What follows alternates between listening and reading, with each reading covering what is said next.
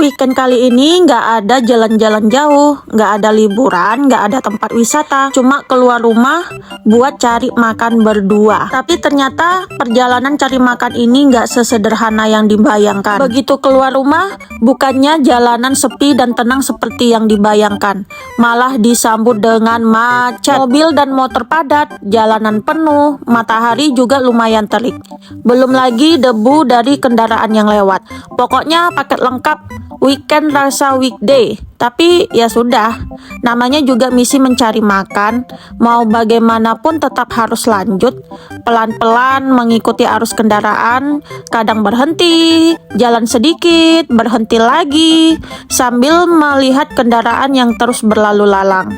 Di tengah macet dan debu seperti ini, kami cuma bisa menikmati perjalanan sambil berpikir, semoga makanan yang kita cari sepadan sama perjuangannya.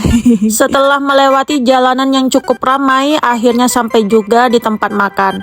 Rasanya seperti menemukan oasis setelah perjalanan panjang.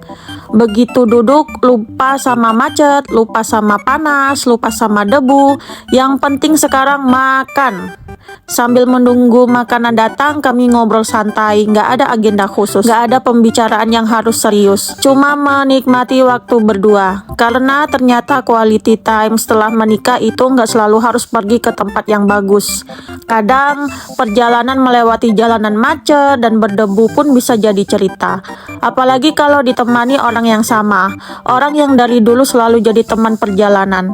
Dari perjalanan jauh sampai perjalanan cuma untuk mencari makan, dan ketika makanan akhirnya datang, rasanya semua perjuangan di jalan jadi langsung terbayar.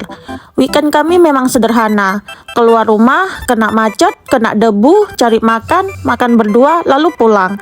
Tapi justru ini momen-momen sederhana seperti ini, kami belajar bahwa bahagia nggak harus selalu tentang tempat yang indah. Kadang bahagia itu cuma tentang punya seseorang yang tetap mau diajak keluar rumah meskipun tahu jalanan sedang macet dan berdebu. Karena pada akhirnya bukan tentang seberapa jauh kita pergi, bukan tentang semewah apa tempatnya, tapi tentang siapa yang ada di samping kita sepanjang perjalanan. Dan untuk weekend kali ini misi kami sederhana, cari makan, kenyang, bahagia, lalu pulang.